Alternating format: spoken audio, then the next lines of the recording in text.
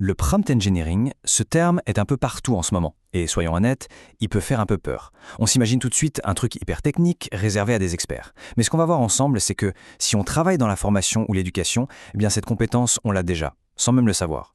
Oui, c'est souvent l'image qui nous vient en tête, n'est-ce pas? Un monde un peu obscur, fait de formules compliquées, presque un langage secret pour parler à une machine.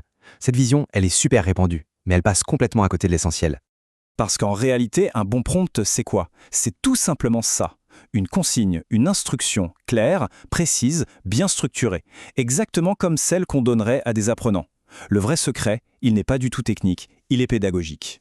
Alors, comment ça se fait? C'est simple. L'art de faire un bon prompt, ce n'est pas d'apprendre un nouveau langage informatique. C'est d'appliquer quelque chose qu'on maîtrise déjà sur le bout des doigts. L'art de concevoir une instruction, une consigne qui soit claire et efficace. Et ça, c'est vraiment le point central. L'intelligence artificielle, elle n'est pas devin. C'est un outil qui réagit à la qualité de ce qu'on lui donne.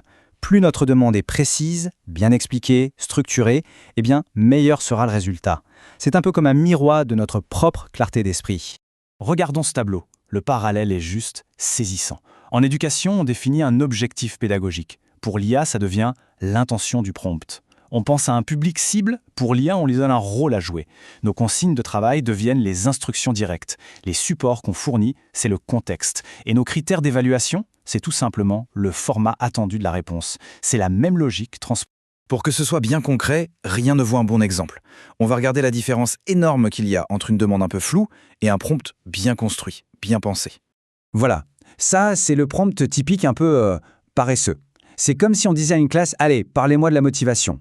Qu'est-ce qu'on va obtenir? Un résultat super générique, bateau et au final pas très utile. Pourquoi? Parce qu'il n'y a aucun cadre. Et maintenant, regardez la différence. On commence par lui donner un rôle, tu es formateur en entreprise. Ensuite, on précise le public et le cadre. Crée une séquence pédagogique d'1 heure sur la motivation au travail pour des professionnels en reconversion. Et enfin, le plus important, on donne la structure, inclut un objectif clair, une activité d'intro, 2 points théoriques simples, un exercice participatif et une synthèse finale. Là, on ne laisse plus de place au hasard. On guide l'IA pour qu'elle produise quelque chose de pertinent et d'utilisable tout de suite. Et voilà, toute la nuance est là. L'objectif, ce n'est pas de quémander une réponse, c'est de fournir un cadre de travail. Un bon prompt, ça construit une structure, des balises, à l'intérieur desquelles l'IA peut vraiment travailler et générer quelque chose de qualité. C'est un vrai travail de conception, pas une simple question. Pour rendre ça encore plus facile à appliquer, on peut décomposer un bon prompt en 5 éléments clés, 5 piliers, qui, vous allez voir, sont directement tirés, encore une fois, de nos bonnes vieilles méthodes pédagogiques. Ces 5 questions, c'est la checklist ultime. D'abord, qui?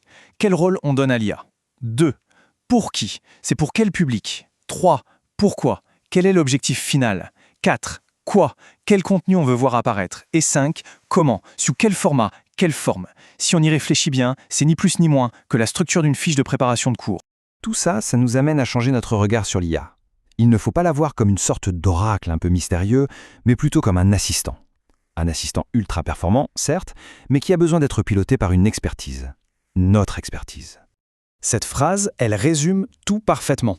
La vraie puissance de l'outil, ce n'est pas une sorte d'intelligence propre et autonome, c'est sa capacité à suivre à la lettre des instructions bien formulées. La qualité du résultat final dépend entièrement de la qualité de notre guidage. En définitive, la compétence clé pour bien travailler avec une IA, ce n'est pas de connaître du jargon technique. C'est la clarté pédagogique. C'est cette capacité à prendre une idée, même complexe, et à la découper en instructions claires, logiques et structurées. Une compétence que les formateurs et les enseignants utilisent absolument tous les jours. Alors, en gardant tout ça en tête, une question intéressante se pose.